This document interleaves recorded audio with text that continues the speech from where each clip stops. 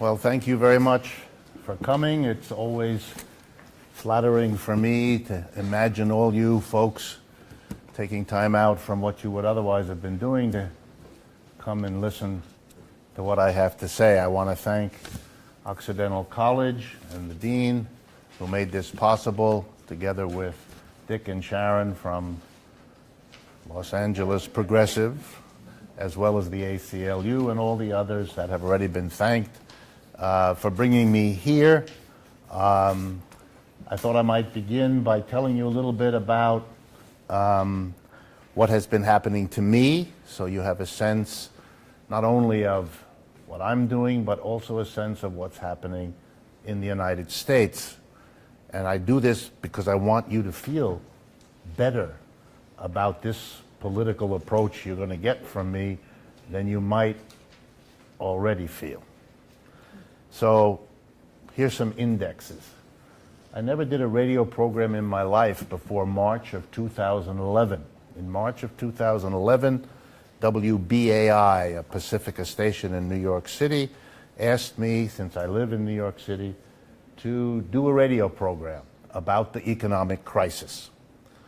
So I began a weekly program trying to explain what was going on from a critical perspective, which is the same perspective I've had pretty much most of my adult life, but which until recently was something I couldn't speak about very easily in most auditoriums or most settings, because my audience within a few minutes would become very uncomfortable, feeling as though I were doing something that might cause somebody to bite them or to take down their names or somehow make life difficult. And I could feel that. I've been a teacher all my life. You can feel it when your students are not happy with what they're getting. But I did the best I could. And then I did this radio program trying to explain it. And here I am, not even 4 years later, and the program is now on 42 stations across the United States, including Houston, Tampa, Denver, New York, Moscow, Idaho, Peoria, Illinois, Vancouver, and we just got this week Brighton in England. So something is going on that you should be thinking about, that would have happened, and I never spent 1 minute or one dime to make that happen. They all came to me because they want this kind of critical programming for their stations. Something is going on. About this trip, I speak here tonight. I just came on the airplane this afternoon. New York City, when I left it, was covered with ice at 22 degrees Fahrenheit. So my body is still reacting to the warmth here. So I speak here tonight. Tomorrow I speak at the Musicians Union Hall on Vine Street as a benefit for KPFK. The following night I do another benefit, but this one in Delhi Hall in Santa Ana. I leave Friday for the Bay Area, where I do 3 more talks. 2 in Berkeley, 1 for KPFA, the station up there, in the First Congregational Church of Berkeley, which is the largest auditorium the city has, where I've done this before.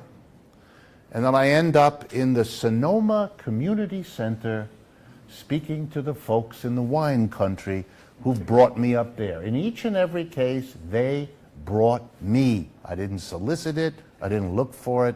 It is something that audiences want to hear. Okay? I do this twice a month, east, west, north, and south. If I had more time and didn't have 50 other things to do, I'd probably be traveling perpetually. I turn down 3 invitations for every one that I accept. I now bunch them together, like the ones I'm doing here in California, because otherwise I couldn't see as many audiences in the trips as when I can bunch them together. So I am, for example, going up into Maine to do 2 or 3 universities there, Vermont, the Boston area, Denver, Minnesota. I can't keep them all straight. I now am an enterprise. You are not looking at a person, you're looking at an enterprise. It's called a 501c3, which means we are tax exempt under government law. It's called Democracy at Work, the name of our organization. I have 1 full-time and 5 part-time people that work with me, and that's just because there's no other way to get a radio program. I'm on television in New York City now also. We're moving into more and more television. It's enormous, and it's all fed by an enormous explosion of interest in this kind of analysis. And this is important, please, to understand, because you, like me, come out of a country that for 50 years of the Cold War and after was afraid to think or talk about these things in the way that I do. And now we can. For those 50 years, we had every right to say it was impossible. The media were against us, the government was against us, and people were afraid, and it was very hard for us to make headway. That's not the case anymore. And the irony is, if the left in the United States doesn't make enormous breakthroughs in the next period, it's on us, because we can now. I am the proof of that, and that's why I tell you about it. I am finding in every corner of the country. I'm going to Tampa. I don't mean to be critical of the folks in Tampa, but I'm going to Tampa because the radio station down there, which carries my program, WMNF, now thinks it can fill an auditorium with the people who want to hear this. And to make no mistake and to make it really clear, I am a critic of capitalism. I think the system is over. And that's very hard. It's hard for me, it's hard for you. I understand that. But not to look in the face of that reality and not to begin to think what it means, that would be silly. And because other people are afraid to think it or say it, is precisely why it's important that I do that and that you just think about what it is I have to say. Last introduction. 2 weeks ago, in a small country savaged by what we call austerity, country of Greece, something extraordinary happened. And I want to briefly make sure you all know what it was, because it's all about what is going to happen in the United States too. May not come out the same way, but something like that is going on. It's already very advanced in the country of Spain, which is the likely next place where this is going to happen. But it's happening everywhere. What happened? Very important. For most of the last 30 or 40 years, Greece was governed by 2 political parties remarkably like the Republicans and Democrats. However, they had different names, because it's Europe. So the Republican Party there is called New Democracy. And the Democratic Party is called the Greek Socialist Party. That's just different European words for a similar reality. And they did the 2-step shuffle. A few years, one party was the prime minister, and then a few years the other party was, and then they handed it back. Very gentlemanly, very nice, very friendly, no trouble. A little bit like Republicans and Democrats, with a little theatrical name-calling to spice it up, but nothing really important. And after the name-calling, everybody goes out and has a drink. And so the Greeks did it too. The 2 parties together got 2/3 to 3/4 of the vote. Every election, the 2 parties got that proportion. They didn't get 100% because the Greeks, like most Europeans, have multiple political parties. They actually believe, backward people that they are, that one ought to have political choice. They want the freedom of choice of a lot of different parties to choose among. We here in America, of course, we know better. 2's enough.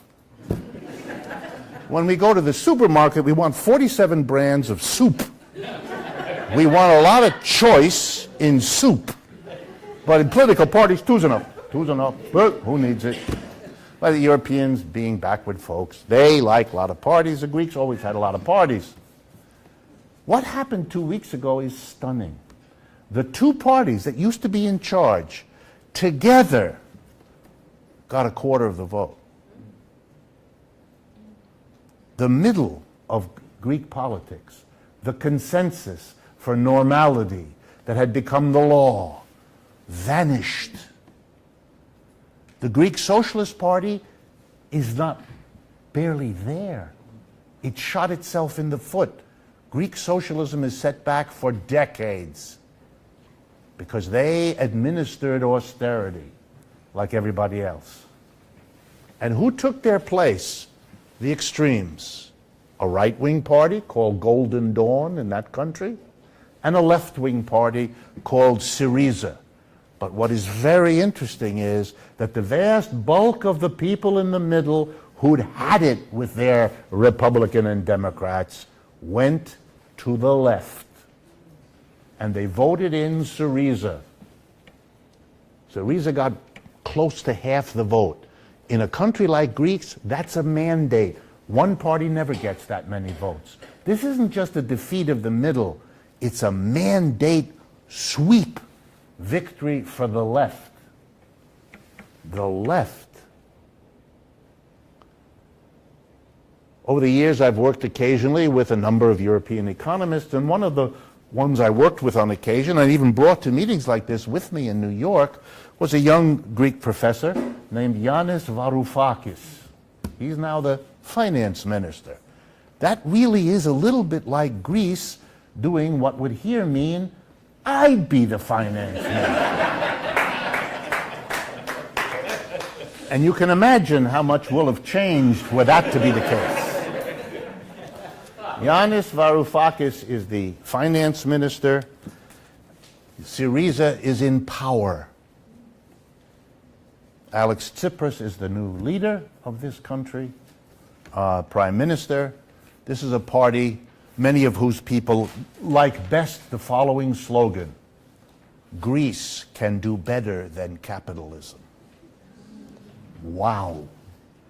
We're not talking about a little fringe. 5 years ago, Syriza got 4% of the vote. We're talking about a left-wing coalition. The word Syriza is a coalition of left-wing social movements and political groups. That's what it is. That means, if I may be so bold, that institutions in Greece, not that different, say, from the ACLU, got together with other groups like that, made a political party, and said, we're going to go to the mass of people and say, if you've had it with austerity, vote for us. And an overwhelming population said, will do, and did. Commitments of Syriza: raise the minimum wage by a lot. Restore the pensions that were taken away from the Greek people over the last 4 years. Stop selling assets of the government into privatization. This will make sure, for those of you that are concerned, that the next time you visit the Parthenon, you will still not be able to get any McDonald's there. Which, if you've ever seen the Parthenon, is a good thing, by and large. I tell you the story because I want you to understand that that kind of political approach not only can win, it has won. I don't know what's going to happen in Greece. No one else does either. The greatest struggle now, and I can see from your faces that I should spend another 2-3 minutes before I go into what I plan to say, to tell you about it, because you're interested, and that's very good. The first problem Mr. Varoufakis, the new finance minister, has is to get out from under the enormous debts that Greece has to the European country, the European Commission, the European Central Bank, and the International Monetary Fund. Why does Greece owe that much money to them? Because over the last 4 years, you read in American newspapers that Greece was bailed out. No, that's not what happened. These European institutions that are representative of the Europe as a whole lent $300 billion to Greece. That's true. But what did they lend the money for? So that Greece could pay back the private banks in France, Germany, Britain, and the United States to whom they were indebted. Greeks didn't get bailed out.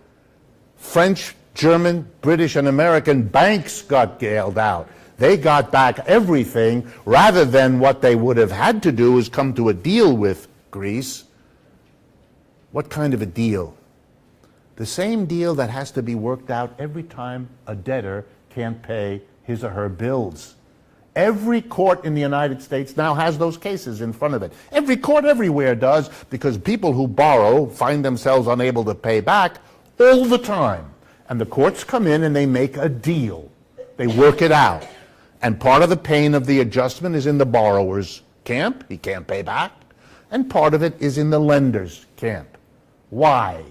Because in economics, I'm a professor of economics, this is what all the textbooks teach. The burden of responsibility in a loan is on the creditor. It is the job of the creditor to assess the riskiness of the borrower, the capacity of the borrower to repay, the conditions that apply and that may make it more or less difficult. A lender is not supposed to lend to somebody unless they have made clear by their own due diligence, it's called, that the borrower is capable. And when the debt can't be paid back, it's prima facie evidence that the work of the creditor was faulty. Therefore, you punish the creditor as well as the debtor. In Europe, the game is being played that somehow paying back the entire debt is entirely on the borrower. They keep saying that because they're counting on the people of the world not to know what I've just told you, which is that's not the way this is handled. But it's worse. They want the Greeks to pay, even though the Greeks say, we can't. If we have to pay it back, we will have to continue damaging the economy of Greece. And to give you an idea, 1/4 of the people are unemployed. That's what it was in 1933 at the worst moment of the U.S. Depression. 1/4 of the people are unemployed. 1 out of 4 Greeks are unemployed, which means every single Greek family has somebody, because Greek families are large, that's unemployed, often many. The Greek minimum wage, which was lousy to begin with, has been reduced. Greek public employees, which is the largest group of employees, their public sector is larger than the private sector in Greece, have suffered a 40% cut in salary, 40% from 2010. Their pensions have been cut, their medical, they had a national medical insurance, like all European countries, has been savaged. It is a country that has really been whacked around on a scale that we don't not yet know. Notice, please, the word yet. This will only get worse if we have to pay the debts. Because how does a country like Greece pay all these debts? By using money that used to pay public employees who produce public services for people, but now you have to use that money not to hire those people and not to produce those services, but to pay off whom? Basically, you've already paid off the private banks. Now you're going to repay the governments and the governmental institutions that saved those private banks. And the Syriza people say, we're not going to do that. We are not going to do it. Not us, not ever. And the Germans, because they are taking the commanding role in Europe, they are now the most powerful country. They are the leader of Europe, something they never had before, because before it was only a dream in the minds of people like Adolf Hitler, who tried to do it with military weapons and couldn't. But he didn't need to. Capitalism would do it for him. And so the Germans, led by Angela Merkel, have said that Greeks must pay. They must adhere to their obligations. Last point for this, so you get the irony of it. In 1953, it's so important to know your history. It's so dangerous if you don't. In 1953, Germany was reeling under its debts. Debts it had incurred because of World War I and World War II. Germany had the very bad taste of starting those two wars. That would have been okay, but also losing them. This was not okay. And in the great wisdom of people at that time, whoever lost the war was required to make payments. So the Germans owed a ton of money. And in 1953, they went to their creditors, France, Britain, and the United States, both banks and the governments, and said, look, we can't rebuild from the war. That would not have been an argument that would have made much sense to your former enemy. But they had a good argument. You want us to be a good ally against the Soviet Union? You want us to be a good part of the Cold War? We have to be able to rebuild. And this debt is killing us.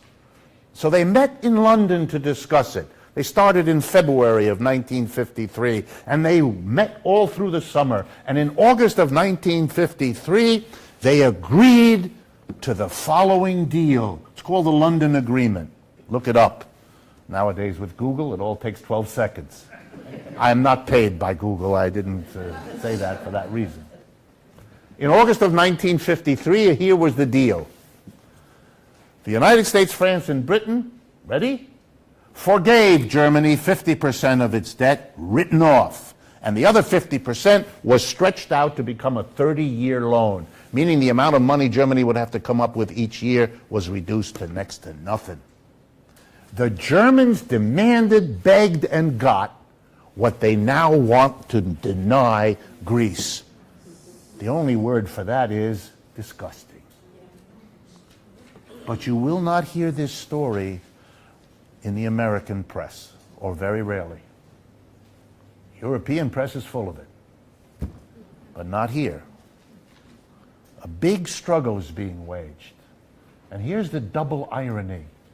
If the Europeans insist that the Greeks pay, the Greeks will have two steps, and only two. They cannot cave in.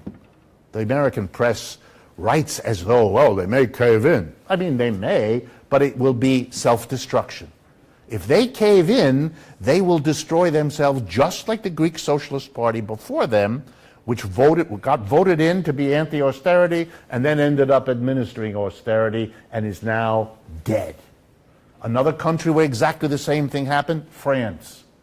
Over the last 2 years in France, the Socialist Party won the presidency, kicked out Sarkozy, brought in Hollande. They won the French Senate. The Socialists haven't controlled the Senate for 50 years. They have the president, they have the Senate, and they have the National Assembly. The Socialists controlled everything on a campaign of anti-austerity. They got in, and they administered austerity. And now Mr. Hollande gets the lowest popularity rating. He's looking up at the rating of George Bush. That's low. That's really low. He's finished, and probably the Socialist Party of France will take decades to come back, if it ever does. So Syriza knows this. They can't do that. That is literally self-destruction. So what are they going to do? They're going to say, we can't pay, and we won't pay. The Europeans, if they're going to not bluff, are going to then say, okay, we're not giving you another nickel. Well, the Greek government can't function if they don't get anything, because they have no way to do that. Or do they? They do. There's only one way left. If you want to stick to your guns and you can't get help from Europe, then the only way to get the wherewithal to take care of the mass of the Greek people is to take it away from the Greek elite.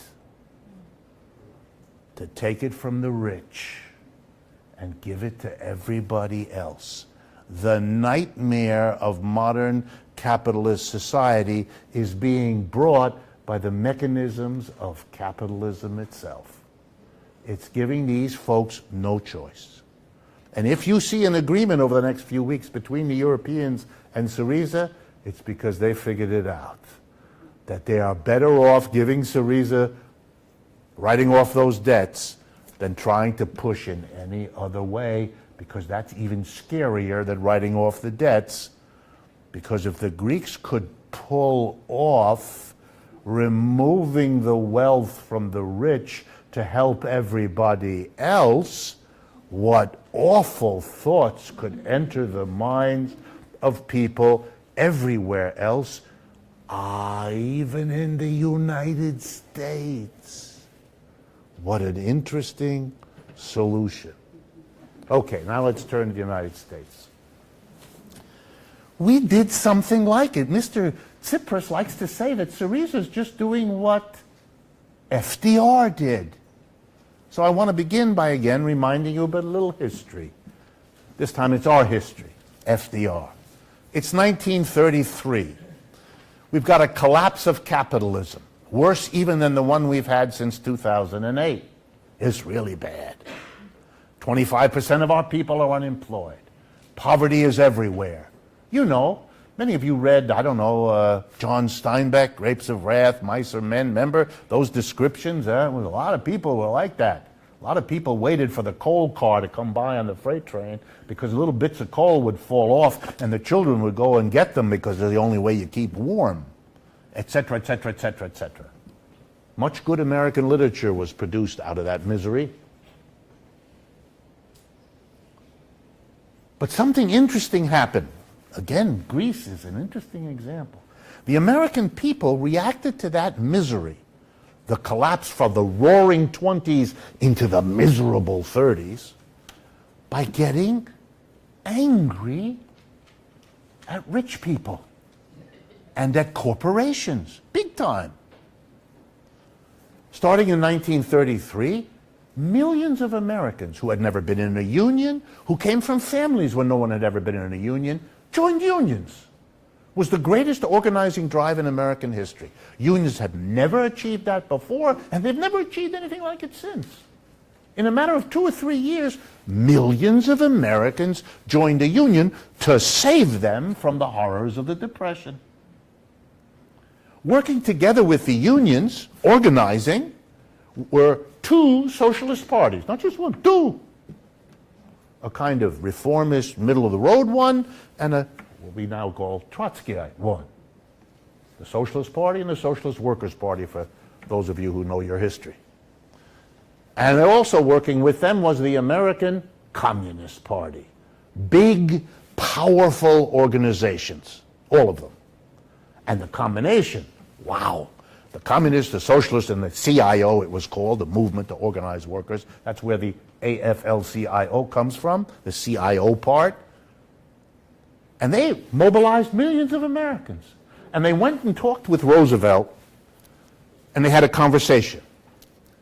Frank, they said, we here represent millions and millions of people. We like you, you're a Democrat, and compared to Republicans, we probably like any Democrat, but nonetheless, we like you, and we want to support you.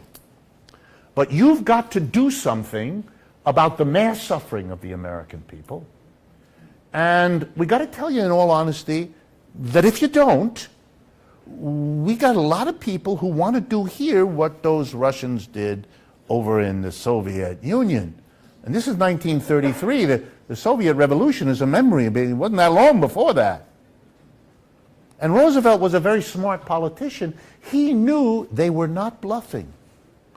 They represented millions of people. They had done something that nobody expected them to do, organize all these industries. Go back, if you have a chance to go to a library and look at the cities across America that were scenes of worker demonstrations every day.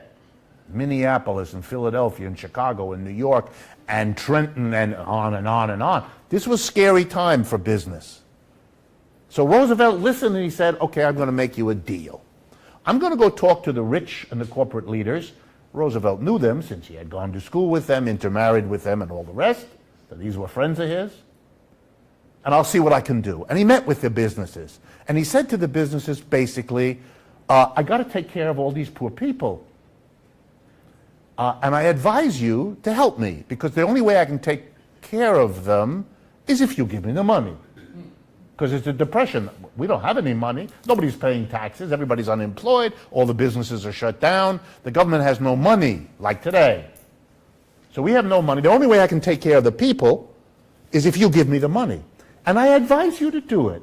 Because if you don't, those people are going to make sure you don't have any money to give me. It's going to be over. Half of them were not convinced at all. That's the forerunner of what we call today the Koch brothers. No, seriously, that's where that comes from. The other half agreed with Roosevelt. They were scared. With half of the business community and the rich in his pocket, he went back to the coalition of the CIO, the socialists, and the communists, and he said, okay, I got a deal. We can do business. I am going to get money from the rich and the corporations, and I'm going to help you. I'm going to do it. But you've got to promise me something. Stop talking about revolution. Put that away. If you keep doing that, I can't make a deal. I can't get the rich and the... That's the deal. And they all agreed. The CIO bought it, the socialists bought it, and the communists bought it. They said they didn't, and not all of them agreed, but they bought it. And what did Roosevelt do? Now you can see why Mr. Tsipras in Syriza is paying attention. 1933, let's go real fast. Roosevelt gets up and says, I'm going to create Social Security. What? In the middle of a depression when there's no money, you're about to tell everybody who's over 65, here's a check every month for the rest of your life. Yup, that's what he did. And before people could even deal with the enormity, we had no Social Security before that, he announced the unemployment compensation system. We had never had a program of giving money to people who are out of work for a year or two every week. The government had no money. It was the Great Depression. He said, I'm going to give the old people who are over 65 a check every month, and the unemployed, of whom there were millions, a check every week. I'm going to raise the minimum wage, which he did. In fact, he established the minimum wage. We didn't have one before that. I'm going to make a minimum wage, and he made it nice and high. In real terms, higher than it is now. But then came the big one, as if these weren't big enough. I, said the president, went on the radio, I am going to tell you, the American people, the following. If the private sector, he didn't use the word capitalist, that word sticks in Americans' throats. They can't quite get it out, which is why I say it so often. So, if the private sector can't provide work to the millions of Americans who ask only to have a job, then of course, as if it were self-evident, I, as president, have to do that.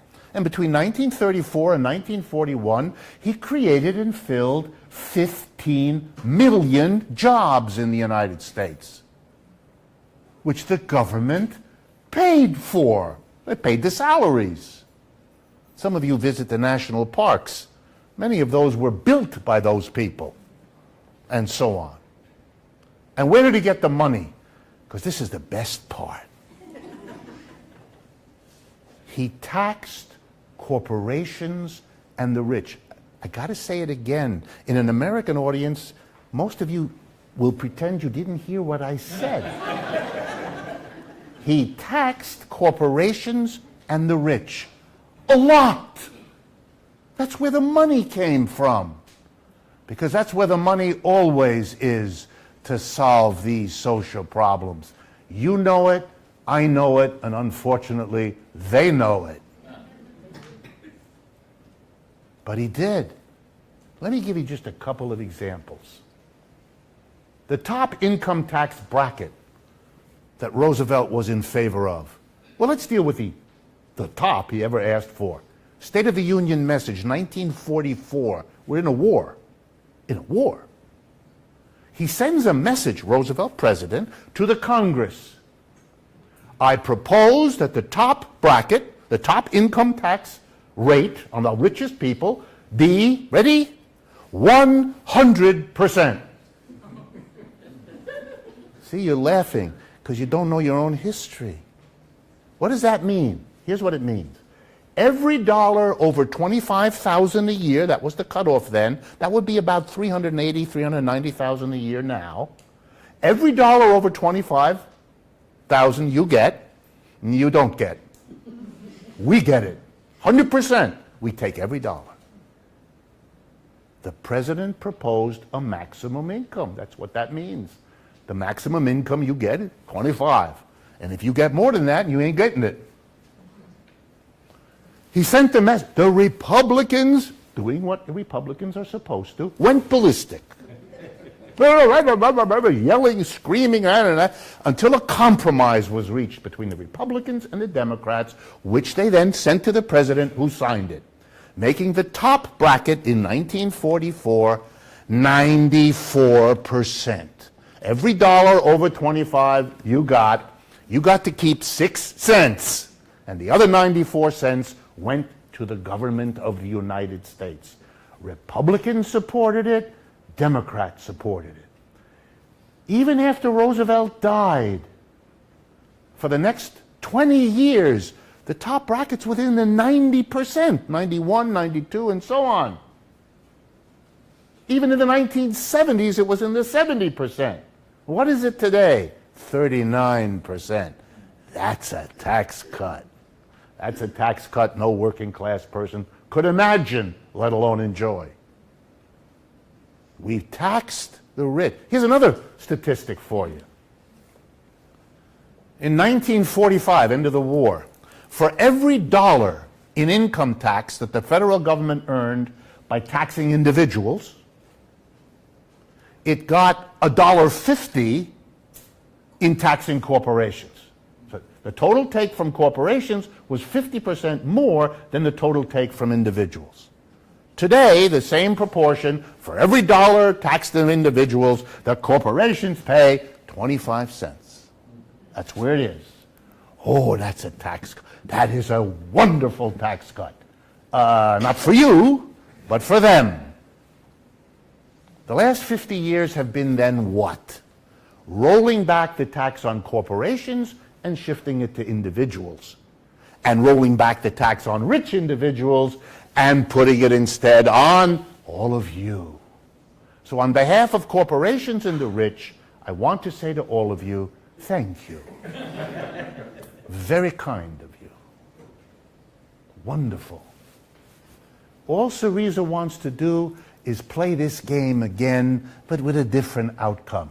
They want to go the other way. They want to tax the rich, of whom there are many.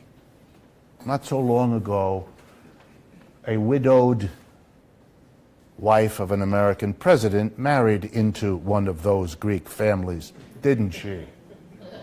And that was not only because he was stunningly beautiful, he wasn't. But as she once said to a reporter who asked her how could she marry such a person, he was so short, she said he looks much taller when he's standing on his money. She was honest, if not diplomatic. What happened over the last 30 years is really what I want to finish this up with. The United States shifted in the last 30 to 40 years radically away from everything Roosevelt did. It's as if the last 30 or 40 years could be described by the phrase, roll back the New Deal. Undo all that was done by this story of Roosevelt that I just told you. And we really know why. The business community hated this. They had to pay these enormous taxes to take care of what Mitt Romney called, the 47% of moochers in our society. They were furious at these taxes. The rich were furious at paying 91%. Even if they got out of a lot of that with clever tax accountants, they still had to pay a lot to take care of I don't know, you or me. They didn't want that. They knew the problem wasn't Franklin Roosevelt. By 1945, the man was dead, so that clearly he wasn't the problem. But they knew it was never him. It was that coalition of unions and socialists, and that was the problem. They knew that if you took away that political powerhouse, the ideas would never have come up.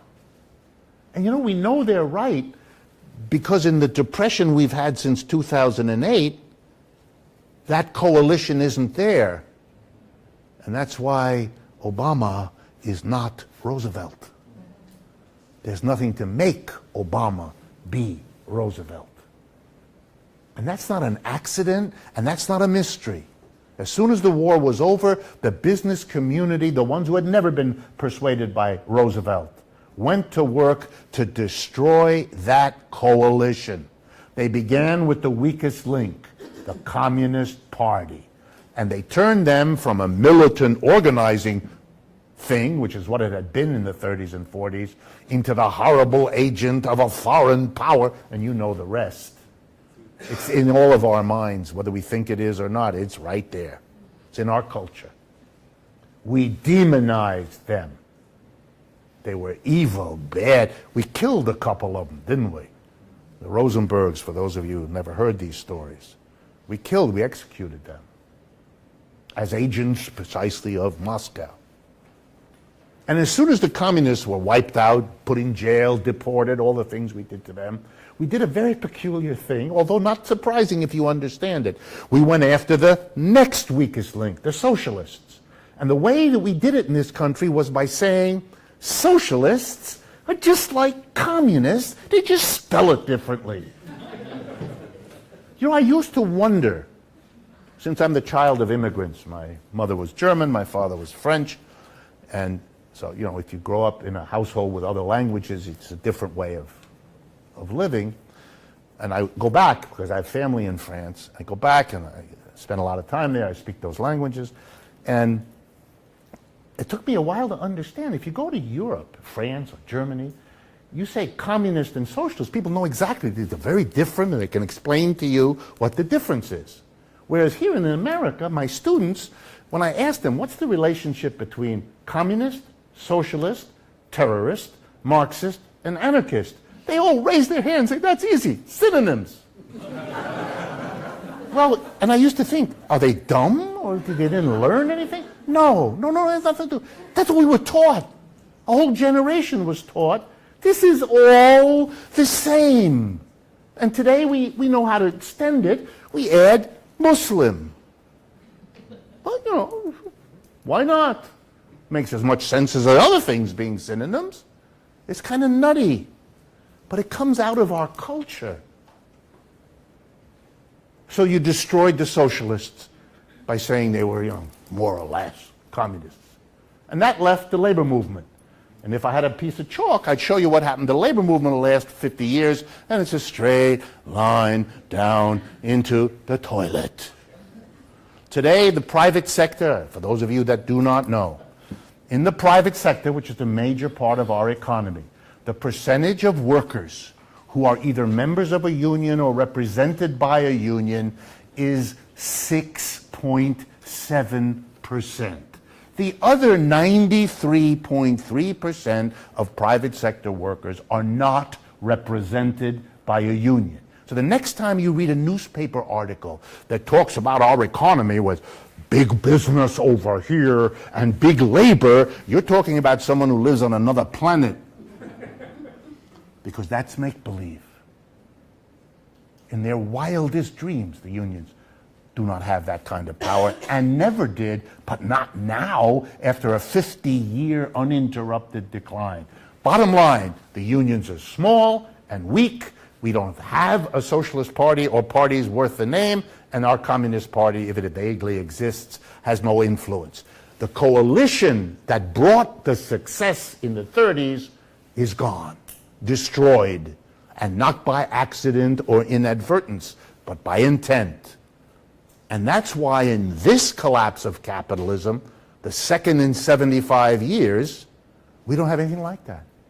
We've just gone through 7 years of really bad unemployment with no significant Republican or Democratic leader ever talking about public employment, which would be a way to solve the problem. What way? The way we used the last time. It's our history. It's like a collective amnesia. It's amazing. It's not that we debated it, it's as if it never happened. It never happened. And taxing corporations and the rich, this is like, I don't know, attacking motherhood and apple pie. It's unthinkable. But it's our history. And by the way, when you suggest it to people, I've done this in Washington, to congressmen and women, the couple times they made the mistake of bringing me there, and they said, we can't do that, that'll be the end of our political careers. I loved explaining to them, the one president in American history who really went after the rich and taxed them, and really went after the corporations and taxed them, was reelected 4 times. No other president in American history ever came close to that. He's the most popular president we ever had. Let's see.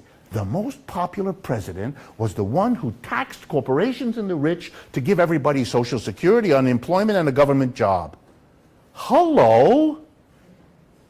Mr. Obama is going out of office not with such a great reputation. I think that's fair to say.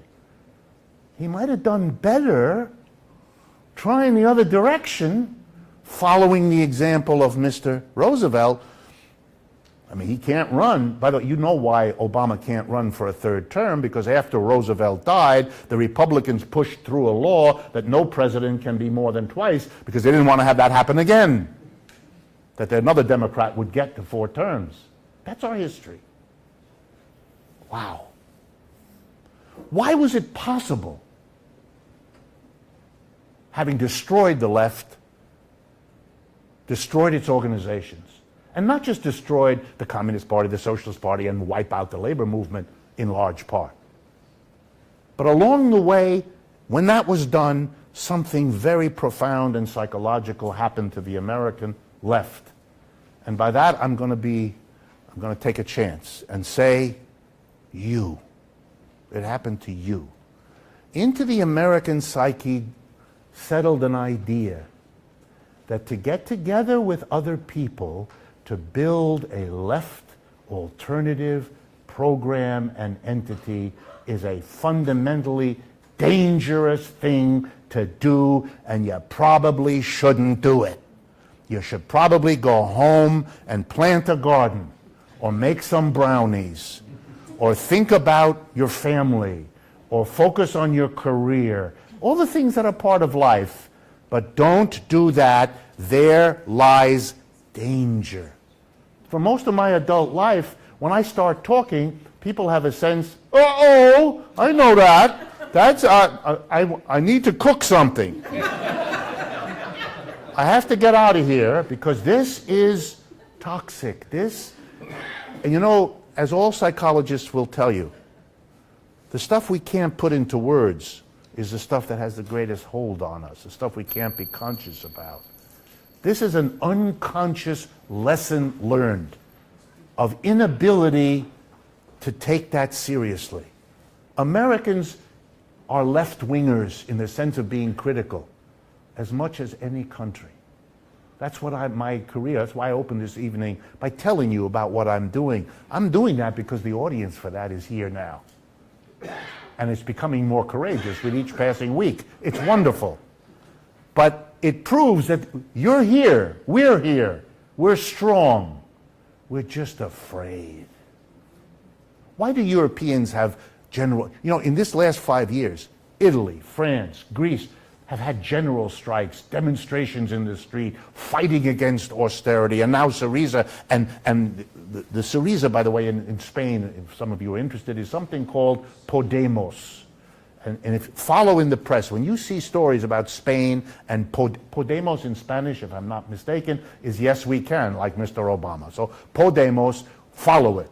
There's a young man named Iglesias who's their leader, and it's extraordinary how they are developing. Whereas Greece is a little country in a corner. Spain is the 4th largest economy in Europe. That's a whole new ballgame. Greece owes $300 billion. Spain owes $2 trillion. So we're dealing with a whole nother catalog. Things are moving in Europe on a scale nobody foresaw. And part of the crazy language in Europe is because nobody knows how to react. This was not supposed to happen. Just like it's not supposed to happen here. And the same surprise may be underway. We are afraid. We don't have demonstrations, not because we don't have the view, and not because we don't have the people, That's because we don't have the organizations. When something happens in Europe, phone call. My family's French. The minute something happens, my family, who are not political, middle of the road French people, they get a call from Henri, who lives across the street in Paris. Has to be Henri or Pierre, whichever one you like. Henri or Pierre calls up and he explains to my family, thus and so has happened. We need you in the street on Saturday at 9 in the morning. And my family doesn't ask for detail. It goes. It goes because Henri calls once or twice or 3 times a year, and that's what he's there for. They know he's in whatever party he is. They trust him. They've known him since they were children together, and they've worked. That's called a network. That's an organization. The reason we're behind in this country is because we have to start from scratch. We have to build them anew because the ones we had were destroyed. The anti-communist frenzy after World War II in the United States never worked that well in Europe. Every European country has a communist party. The Communist Party is part of their public culture. If you sit in front of a television in France on a Sunday morning, you see, like our Meet the Press, you see those television programs. One week they have the head of the Socialist Party, one week the head of the Conservative Party, one week the head of the Fascist Party, one week the head of the Communist Party. You see the Communist Party all the time. It's part of your political culture. In America, to see a person with a communist, you wear the horns. Some of you saw me on the Bill Maher show this last July when he invited me to come and be the opening 8-minute interview.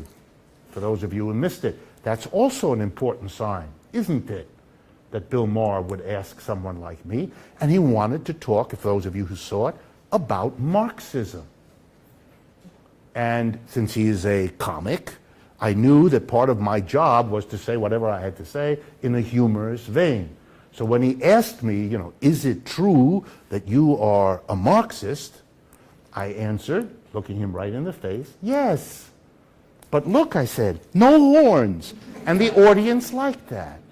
And that was important to change a little bit what might otherwise have developed out of that conversation. I've been on Bill Moyers, I've been on Charlie Rose, I've been on Up with Chris Hayes, I've been on them all within the last couple years. And all as a sign that this kind of conversation is no longer the taboo that it was for 50 years. Every society that has ever existed has produced among its people those who loved it and those who didn't. That's normal and that's healthy. If you wanted to understand, I know I've used this example before, but it works.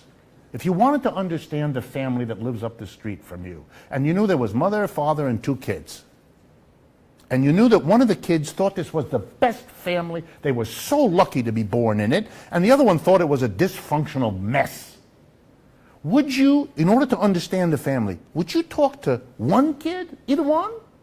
Or would you think that the reasonable thing to do is to talk to both children, and then you draw whatever conclusion these conversations lead you to? But you don't discuss only one. You want to hear the critical view. We've had critics of capitalism in our society all the time, but we wouldn't listen. We made them out to be disloyal, evil, scary, dangerous, threatening, all in the interest of not hearing that. That's not a very honorable way of proceeding. It's also self-defeating and dangerous. It gives you a lopsided view. One of the reasons the United States is open to what I am saying now in a way it never was in my lifetime before is that I'm, in a sense, providing something that has been the repressed content of the last 50 years. And I get a certain opening because a part of people, even people that are conservative, would like to kind of engage this conversation because somewhere they know they always should have. My wife's a psychotherapist. I get the reinforcement of this view because it conforms with her concept of human psychology. What happened in the last 30 years? The country went in the direction you would expect. The left opposition had been crushed. The organizations wiped out. And now the business community could come back with A vengeance and undo what had happened in the Great Depression. And boy, did they. From the 71% top income tax bracket on individuals in 1970, it's 39% now. Wow. Corporate profits are taxed at the lowest rate in many, many decades. Wonderful. Regulations removed. Privatization, sell everything. Instead of the post office, we can have FedEx. Wonderful. All of which was spoken that would liberate our economy. What? What? Again, the history. In the 1950s and 60s, the top income tax bracket was in the 90%. We had lower unemployment and faster economic growth than we have now. The story is not we cut taxes on corporations and they really boosted. We cut taxes on corporation and we went in the toilet as an economy. Our growth is slow. 2014, our growth, averaged over the whole year, is 2.5%. Economic growth in the People's Republic of China, 7.5%. It's been that way for 20 years. That's why China is now the second economy in the world. They've been growing very fast. They don't have free enterprise, poor folk. They don't have it. The government takes a heavy hand. And boy, does it pay off for them. I'm not arguing that we should be Chinese people or have their economy, but face the reality. We have run an economy in the interest of returning wealth to the rich and the corporations. Every statistic shows it.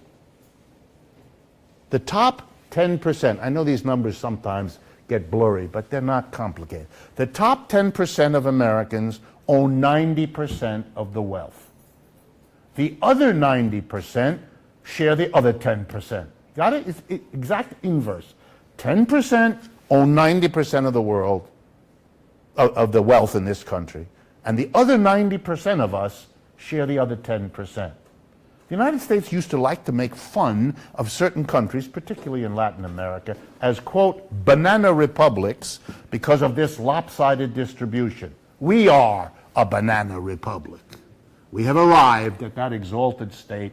We can't call other people that name anymore because it bounces right back on us. That's the reality. And what do those people who've taken all the wealth by undoing the liberal programs of the 1930s, what do? They're not stupid. They figured something out which is elemental, and you have to have it in your mind just like they do. How do you get 10% of the people to own 90% of the wealth in a society that at least gives lip service to universal suffrage? Because then the 90% who don't have anything have the majority of the votes to control the government, and so sooner or later they're going to figure out, gee, we should use our majority in the political realm to undo the inequality that a capitalist economic system has delivered to us.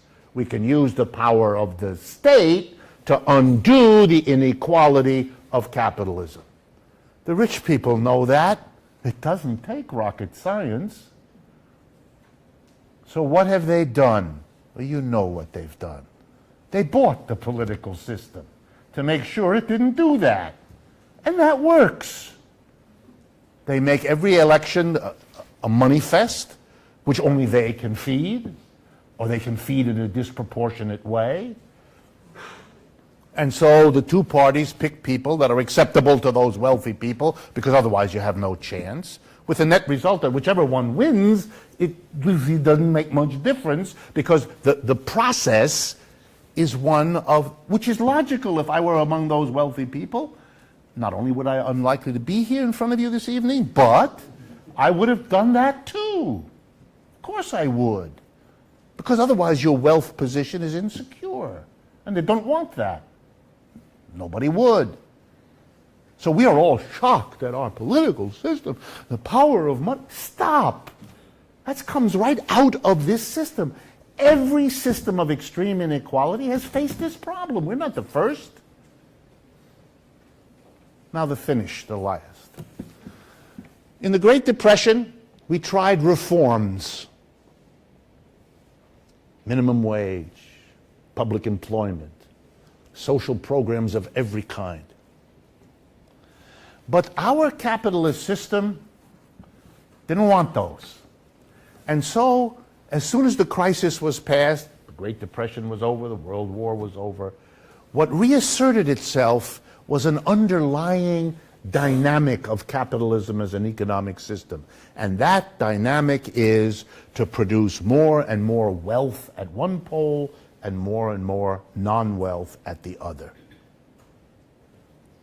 This has been known for a long time, but it was out of the consciousness of the American people. And then a very funny thing happened in the year 2014. An obscure French professor, unknown to the vast majority of Americans, Thomas Piketty, professor in Paris, who has been working for 40 years with an American professor in Berkeley named Emmanuel Saez, S-A-E-Z. And if you go to the Google, you'll see Piketty and Saez. They have their own website where they publish their work for years. Saez is a professor of economics at UC Berkeley. So they work together, and they are the go-to people in the profession of economics. People left, right, and center use their work because it is the most developed empirical study of inequality in capitalism. So Piketty writes this 600-page book. It becomes a sensation. Why? For the same reason that I'm running around the country talking. Americans are suddenly interested to hear what is basically old news. Here's what Piketty's book does, and I'll save you the trouble. It's 600 pages long. You wouldn't want to read it. He is not a good writer, and the translation is awful. Okay? He's a friend. It's nothing personal. It's the reality. People in economics, if you've never met them, and I apologize in advance if there are any of you among them, great writers are rare among them. One of the most sophisticated forms of torture known in modern society is what graduate students in economics are required to do, which is read many, many articles by professors of economics, which is worse than root canal work. Okay? I had to go through it, and maybe the students who read my stuff feel that way too, but it was awful. Here's what Piketty's book says. Capitalism has everywhere, for 400 years that it's been a system in the modern world, has relentlessly produced ever-growing inequality. There it is, documented country after country, period after period. He's a thorough professor. And what does he say? Periodically, it stops. Periodically, it stops becoming unequal, and it even sometimes gets reversed. And one of the examples is the Great Depression in the United States. He talks about that. But he says what happens then is that here we go now, the mass of people intervene politically in what capitalism does and say they can't have it anymore, they can't stand it, and they stop and they revolt, and then it gets shaken.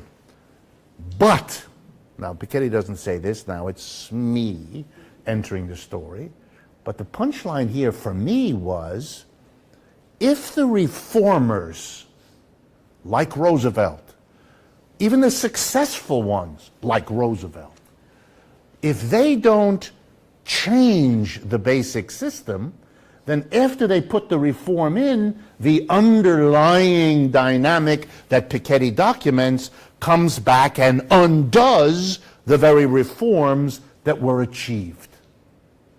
This is not an argument not to pursue reforms. Please don't misunderstand me. I support raising the minimum wage. I support changing the burden of property taxes, all the things that this courageous group of people in the ACLU with their interest in economic justice, which I find wonderful to see. I'm in favor of all of that. But there's a lesson we have to learn about it. To do reforms in a capitalist system, but to leave the system in place, is to leave in place the mechanism that undoes the reform. And you've got to ask yourself then whether it's enough to make a reform that doesn't also change the system to make the reform secure, rather than to create the very antipathy. Everything Roosevelt did, however much you applaud it, produced the enemy of that reform. It produced the businessman or woman outraged by what had just been done and therefore committed to undo it. It taxed wealthy people who then were furious and went to work to support all of the institutions that have since undone all of that. So the conclusion is, and this is the final thing for me tonight, what do you do to change the system in such a way that the reforms won by the struggles of people, just like those that the ACLU is trying to build, what changes do you do that might enable those to be permanent, to be secure, to be things that people have won that they won't then lose 5 or 10 years down the road? And for me, there's only one answer I know. And it's not the answer you might have expected. My answer is not the answer that traditional critics of capitalism thought would be the solution, which is to have the government do this or that. Have the government take over the enterprise, have the government substitute planning for the market, the things that the Soviet Union, China, and so on did. It's not that. Seems to me what's happened in those two societies, Russia and China, is more a model of what we shouldn't do than what we should do. I think that has to be said as part of facing a reality. So what is it? We have to change the organization of business. That's what we have to do. We have to change the enterprise, the institution that produces goods and services. And we have to change it in such a way that conforms to our values, I'm going to explain to you in a minute what I mean, and that will support and secure the reforms that we want. So first, what do I mean? I mean, and I don't know a nicer way to say it, to democratize the enterprise. To bring democracy to the end. What does that mean? It means that the enterprise is a place in our society, just like the community where we live. In the community where we live, we say nobody should be in a position of power in that community unless we, the people, have the right to put them or take them away from that power. You can't have power unless you are responsible and accountable to the people over whom you exert the power. So in the end, the people exert the power over themselves through you, but not under you. That's what we mean by democracy. Well, if it's a good value for where we live, please explain to me, anybody, why it isn't a good value where we work. And if we did it where we work, it would mean that everyone in an enterprise, the manager, the technical worker, the janitor, all are citizens. They're part of the enterprise. And the decisions of the enterprise are to be made democratically. Everybody has one person, one vote to decide what the enterprise produces, how the enterprise produces, where the enterprise produces, and above all, what is done with the profits of the enterprise. We don't have democracy in the enterprise. We have a system in which a tiny group of people, the board of directors of a corporation, 15 to 20 persons on a board. How do you get to be on the board? You're elected by the shareholders. One shareholder, one vote? No. One share, one vote. You own 10 million shares, you get 10 million votes. You own no shares, you get no votes. 1% of Americans own 75% of the shares. That 1% decides who's on the board of directors. They make all the decisions. Do you have a job or not? What do you get paid? Will your job be moved to China next month? Will the profits you help to produce be used in a way that you have any control over? The answer is unambiguous. An enterprise is a fundamentally undemocratic institution, which is bizarre, isn't it? Because adults live most of their lives at work. 5 out of 7 days, the best hours of the day, you're at work. If you have a commitment to democracy, the first place it should have been instituted is your workplace, not the last. We live in a country that has never introduced democracy to the workplace. We fight wars in other countries to bring them a democracy we don't have. Right? But it's not as a value that I push it. It's as a solution. What do I mean? Let me give you some examples, and then we're done. Example number 1.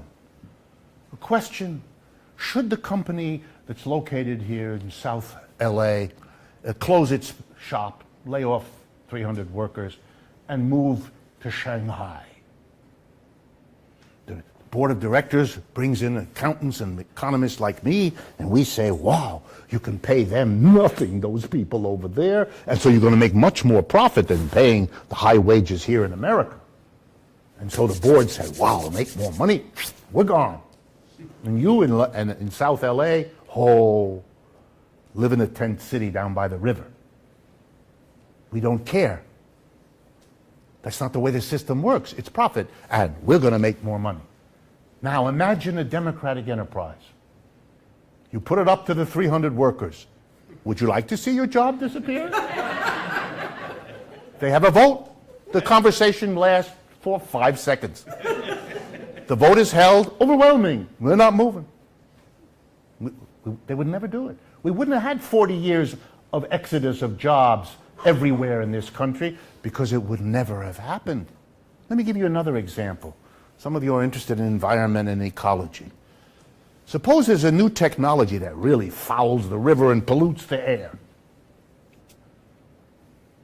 500 miles away, the board of directors meeting in Chicago or New York or wherever they are, looking down, oh, this technology is profitable. Yeah, it pollutes the air. We don't live there. If workers don't want to breathe that air, go get a job someplace else. They have the power, they institute the technology. You look, pretend it isn't there, breathe deeply, or move. Suppose the workers made the decision. On the one hand, they'd say, well, we want more profit too. But on the other hand, we have to breathe that stuff. And so do our husbands and our wives and our kids and our neighbors. And guess what? A lot of the time, that technology would not be adopted. Not always, but most of the time, those workers would, they would weigh that discussion in a different way from the way a corporation does. And we wouldn't have had half of the pollution that we've had. Let me give you a third and final example. Many of you are concerned, and I have tried to emphasize that this evening, about the inequality that grows in this country. Where does the inequality come from?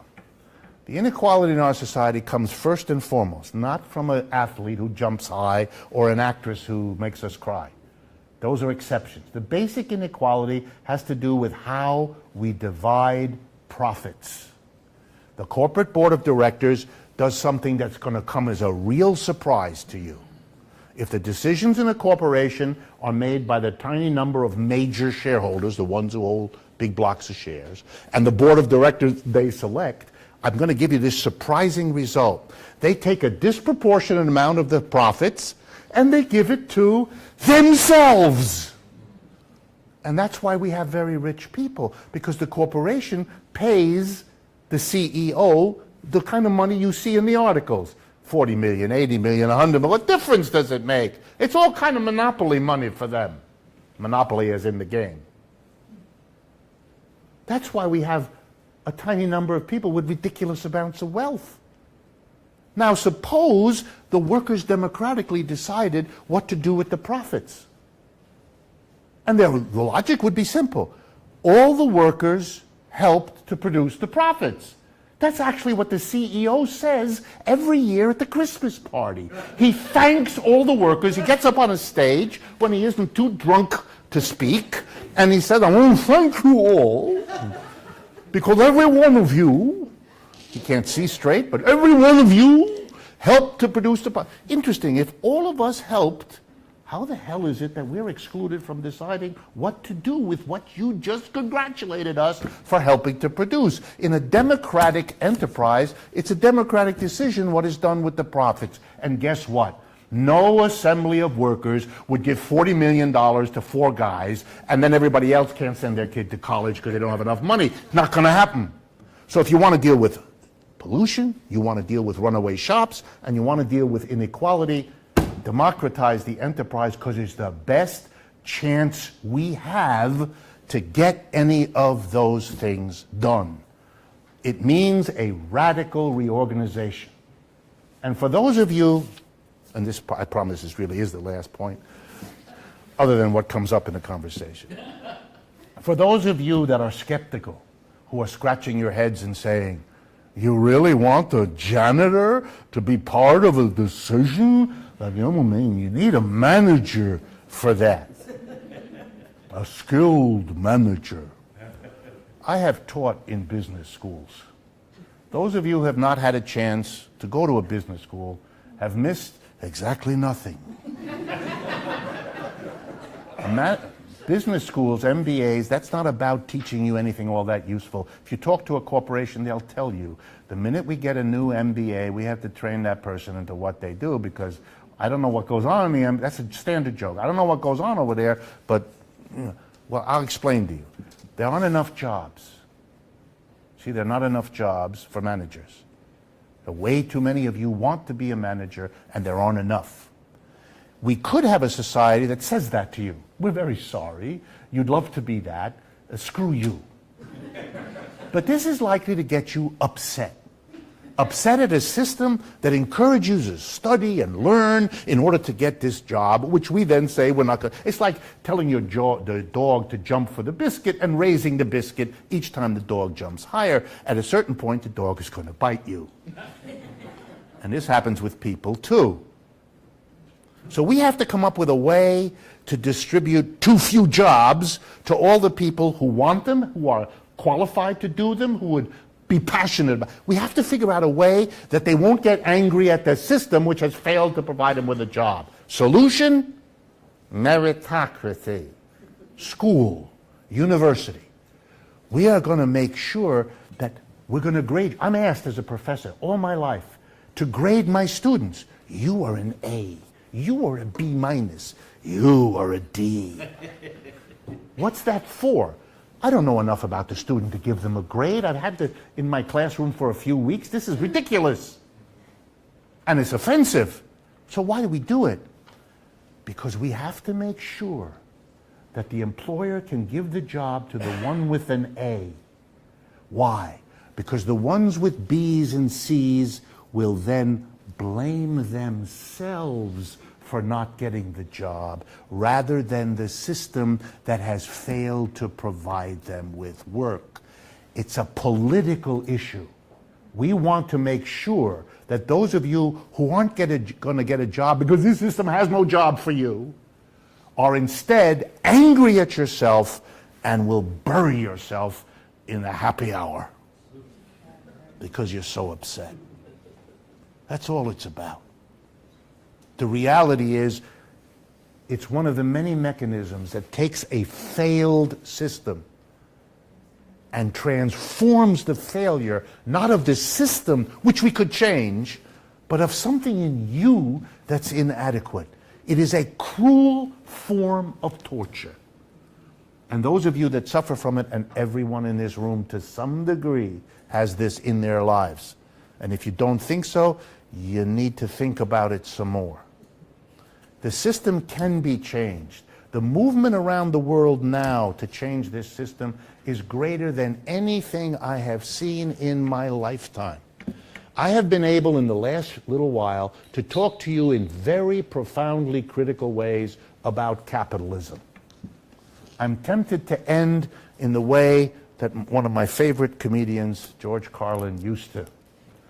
While I was talking critically about capitalism, did any lightning come through? Did anybody die? You think you'll manage to get home?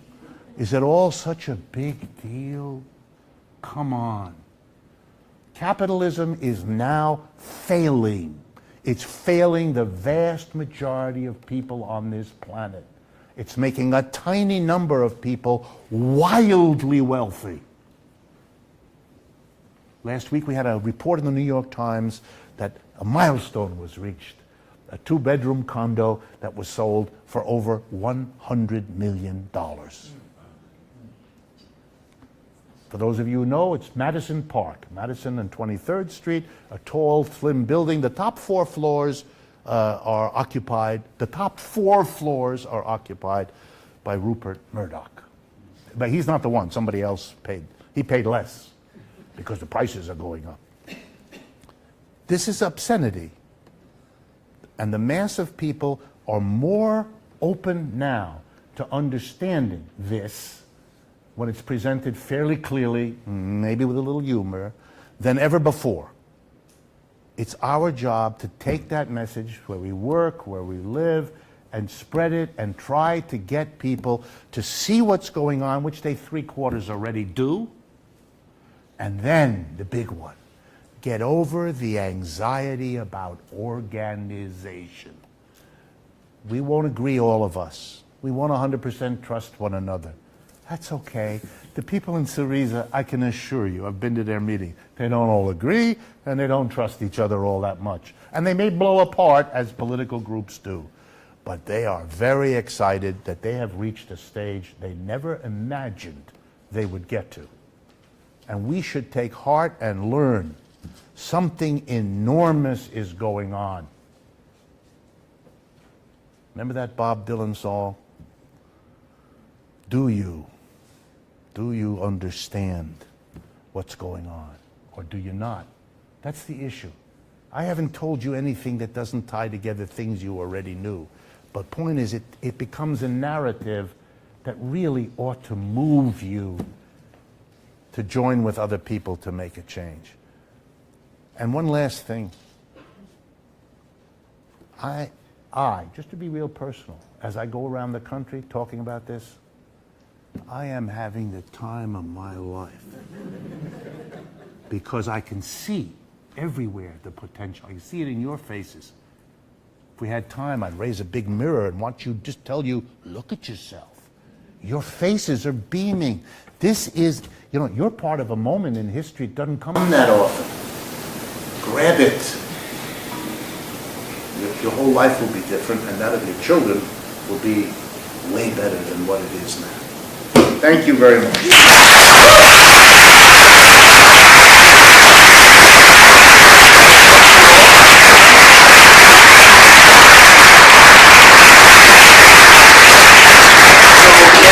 What a wonderful talk. We still have a bit of time for Q&A. Obviously in this room with no mics, you need to speak up if you ask a question.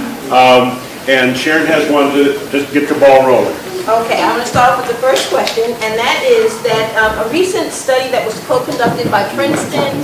Honey, I'm asking men a question. My husband, isn't that? A recent study conducted by Princeton and Northwestern found that average citizens in America have virtually no influence on what happens in our government, and that economic elites and interest groups, especially those represented by business, pretty much call all the shots. So given the results of this study, would you conclude that capitalism and democracy cannot coexist? Yes, I think that capitalism is in many ways the antithesis of democracy, and that the trick, and I'm very respectful of the ideological teaching that this country has been able to work on its feet, and not just this country. I find it stunning that Americans believe that capitalism virtually is democracy. Many of my students say that to me, in the light of the fact that it is the antithesis. It's an amazing achievement. It's like convincing people that there's no global warming. Yeah. Or things like that. But you have to stop and be respectful of that capacity. Look what I said. It really is unrefutable. Nobody I've ever presented this to, and I've presented it to conservative audiences, no one can say a word. I describe how a corporation works, textbook, very simple. Shareholders, board of directors, make all the decisions, you live with it. That job, the factory closes, you're out. The store closes, you're out. You had nothing to do with the decision, you had no role over it, but you have to live with the results. Is that democratic? Nobody raises their hand. Even the most conservative student, they sit there. What they can come back with and what they do is to say, well, somebody has to make the decisions. Can't be everybody. It would be so chaotic. When they do that, I smile, because that's like the proverbial softball, and I can then whack it and look really good. When kings used to be confronted by people who didn't want monarchies, the king said, there has to be somebody who makes all the decisions. If there weren't a king, if there weren't somebody, the whole society would fall apart. The king is what holds it all together. The king is what intercedes with God for the people. You couldn't possibly run a society without a king. And then we as a people, wasn't very nice, but we separated the king's lower part from the other part. And the other part was rolled into a basket and fed to the cows. And the world didn't end, and civilization didn't crumble. It turned out all we need kings and queens for is ceremonial occasions, like the British and the Belgians have, where you trot out these people who live in a funny castle that tourists visit. And other than that, who needs it? So I'm asking you only to tell you this story, because this reaction, we have to have somebody in charge of the factory. It's exactly like we have to have somebody be king. We don't need a king in the society, and we don't need a king in the factory or the office or the store either. Where do we get this idea? If democracy works here, it works there. If it's a value of yours, good. And if it isn't, I'll tell you a little story. If it isn't, then let's face what you're saying. You're saying you don't care about democracy in the workplace. You want a king. You think that's the only... Okay, put it out there. And let's see how the mass of workers feel about you as the king. Just say it honestly. I'm willing to fight on that battle because I'll beat you on that. The workers don't want a king any more than the mass of people wanted a king. On January 20th, I was invited, another sign, to Yale University by the Yale Political Union. That's an old, established debating society. They have 7 different groupings of politically active students. On the right, I kid you not, they call themselves the Tories. On the left, I forget what the furthest left, I think progressive or leftist or something like that. And then everything in between. And they invited me to debate, because they invite people to come and debate, people from the outside, to support a proposition. The 2 that they mentioned to me as having come earlier in the semester than me was, and you'll like this, Rick Santorum. I don't know what the proposition was that he defended, and Camille Paglia, whom some of you should know as anti-feminist, feminist is coming. So I'm in that line, which is a strange line, but I'm in that line. So here's the proposition. Yale students came up with this, across the spectrum. The large banks in the United States should be nationalized and taken over by the government. So, A, that was their idea, not mine.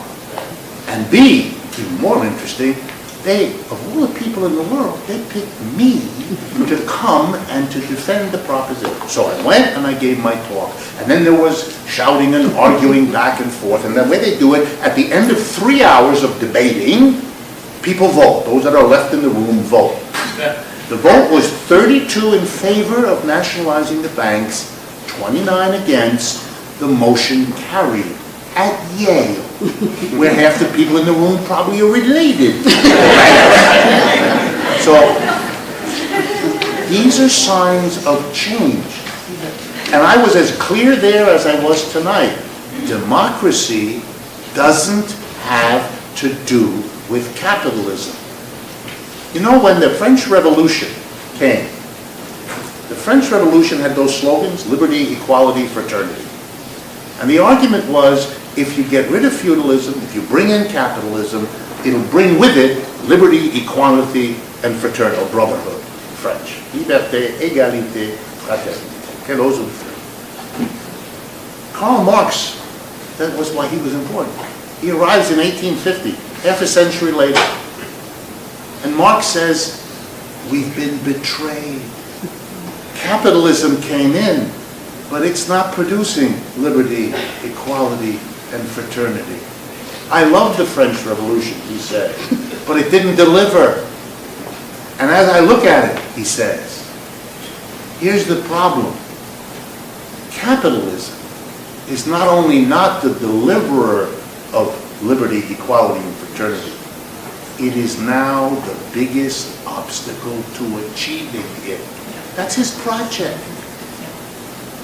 So yes, democracy, and for me, is the antithesis. So let me, the lady in orange in the back. Hey, hi. When Roosevelt brought in Social Security, he had 284 votes, Democratic votes, and that's how he got it in. Okay. Obama struggled with getting 206 votes to get Obamacare, to barely get it through. Okay. So don't we have to get money out of politics? Right. It would be lovely. But for me to ask you, for me to say, get money out of politics is, I don't know, I can't think of a metaphor that would capture it. That's not going to happen. The solution, if you go that with them, they'll go that. That's the history of all of this. We've tried to control money in politics from day one, and we've basically failed. We watch as the people who were involved in controlling it are hired by the people because they know what to do to get around it. And they do, and then a new crop of government officials come in and try to plug that hole. Meanwhile, they've developed it. The solution is to democratize the enterprise, because if we didn't give some people a wild amount of money relative to others, the issue is solved. Look, the most successful example of a democratized enterprise in the world right now is a factory and an office and an enormous enterprise in Spain. Some of you have heard of it. It's called Mondragon. Yeah. Very important. In 1956, a Catholic priest, Father Arizmendi.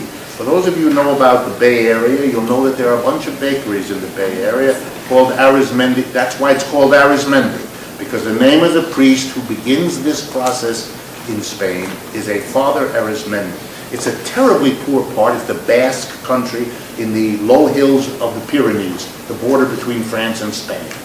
This is a very poor area, devastated in the Spanish Civil War, and then devastated as a result of World War II. So in 1956, this is as poor as you get in Europe.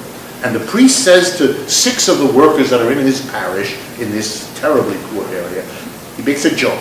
If we wait until some capitalist comes to provide us with work, we'll all die of old age before that happens. So here's what we should do. Let's be our own boss. Let's set up a workers' cooperative. 6 workers and a priest. Fast forward to 2015. The Mondragon Cooperative Corporation is a parent of about 250 co-ops. They now employ 100,000 workers. They're the 7th largest corporation in Spain. Here's one of the rules they adopt.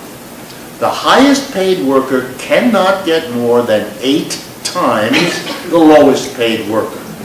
In American large corporations, the highest paid CEO is typically paid 300 times the lowest paid worker. So what have they done? And by the way, it's been this way for years and years. It works fine. They're a very successful company. If you ever have a chance to go to I mean this, They have a wonderful program to take visitors through, to show you. You can meet with the workers, talk with them. It's a very well articulated operation. They have their own university. It's called the Mondragon University. It has 4 campuses. They teach courses on how to organize a worker co-op and how to finance it and how to handle technical problems. They have their own research labs. They're so advanced in the research labs that I tell Americans this, 2 American corporations pay them so that the corporation scientists can work alongside of them in the labs there so they can pick up the technology. The name of the 2 American corporations, General Motors and Microsoft. They're in good shape. Then you don't have this. If the people are close to one another in their income, and they allow differences, for various reasons, they give some workers more than others. But you're never going to get this kind of situation in that kind of relationship. Then you don't have to have 47 laws that don't work to control something that you shouldn't have allowed there in the first place. That's the problem. It's awful. For example, both of my hosts here were telling me, and Miguel as well, about the gentrification problem here in Los Angeles, the sort of destroying of the older and poorer neighborhoods.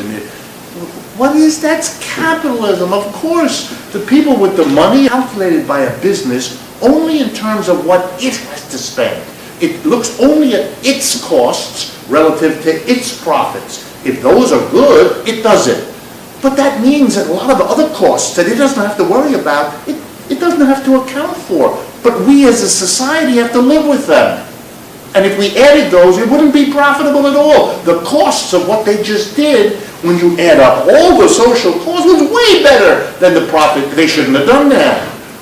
Here, I'll give you one example. Simple. It's called Detroit. It's Detroit. And by the way, if it's true of Detroit, it's true of Cleveland and Camden, New Jersey, and of my hometown. I was born in Youngstown, Ohio. Another disaster. Total disaster. That was nuts what we did there. If you go to Detroit, if you haven't, go. It's like looking at what I imagine Beirut was after the bombing. It's a wasteland. It's a disaster. And what created that disaster? One thing. Capitalist enterprises who called Ford, Chrysler, and General Motors, who decided they could make more money someplace else. And they got up and they left. These are industries that went from nothing, very small companies to big.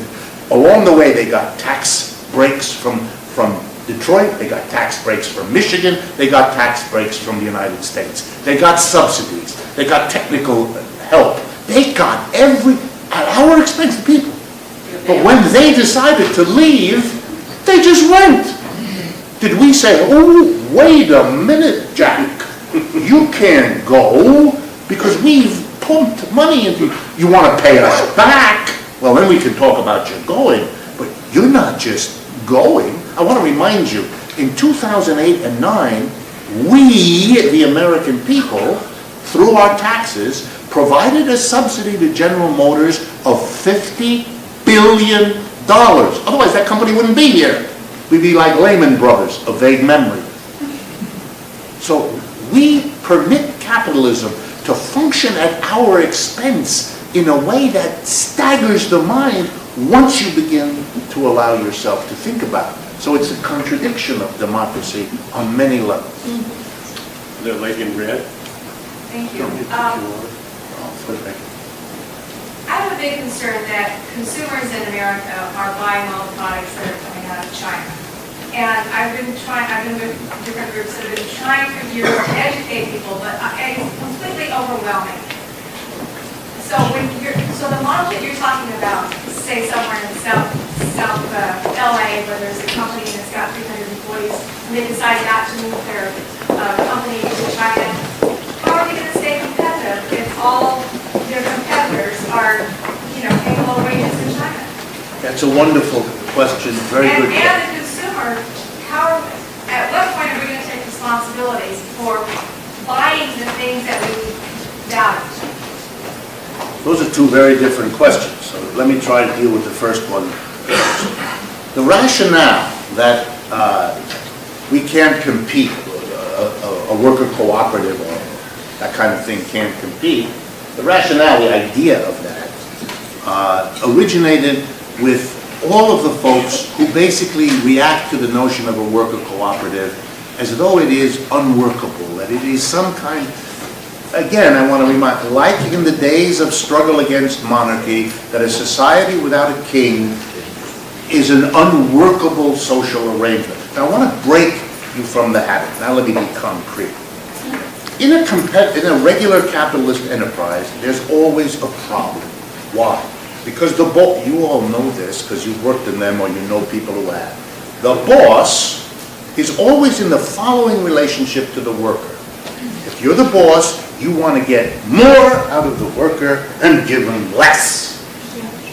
And the worker very quickly understands that the name of the game for him or her is to get as much out of you as possible and spend the maximum amount of time imaginable in the bathroom.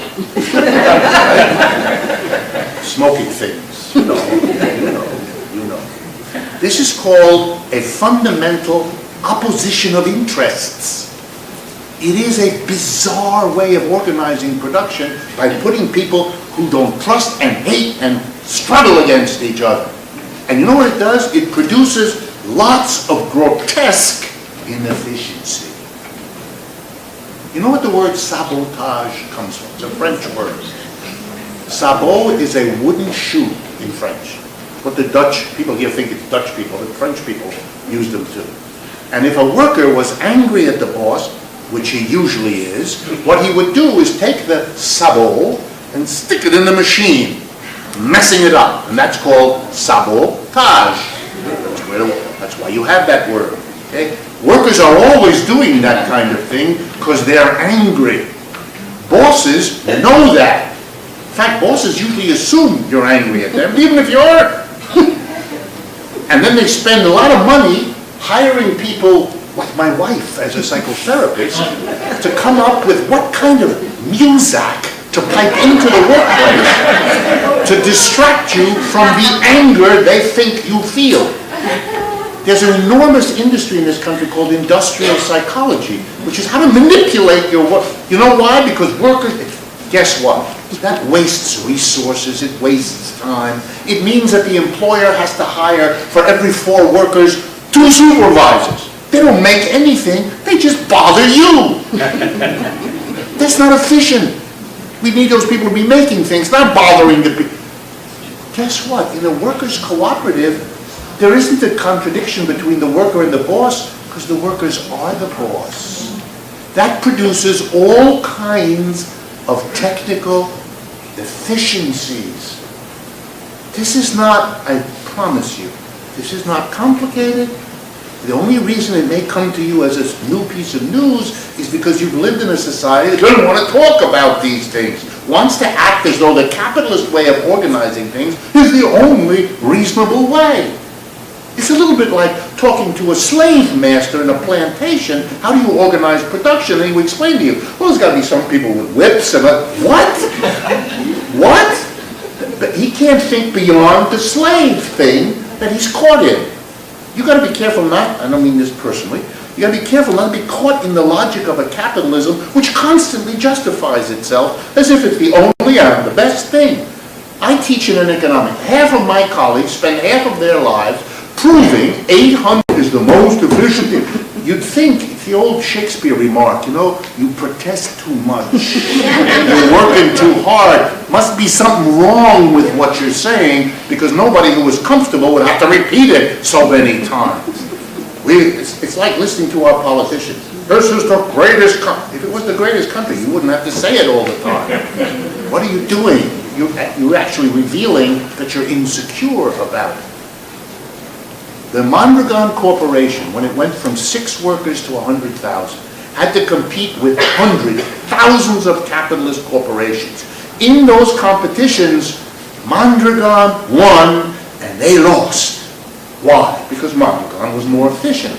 Does that mean co-ops are always more efficient? No.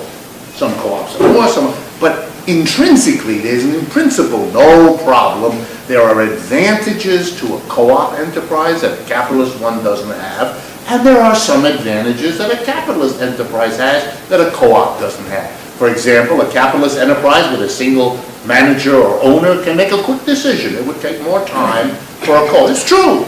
It's a little bit like a king can make a quick decision. A parliament babbles a lot. But we kind of decided in modern history we rather the babble. Given the decisions the king made so fast, better to babble. And so it is with corporations. They're very fast, and boy, do they disappear quickly. And maybe it'd be better for us to take our time. All I'm saying at this point is, don't assume that there's something about capitalist corporations that makes them better. That's what feudal lords said about feudal manners. That's what slave people said about plantation. Every society justifies what it has until it's overthrown and people discover there's something better. That's a point. So Sharon and I and all the team that put this together are deeply grateful to Dr. Wolf.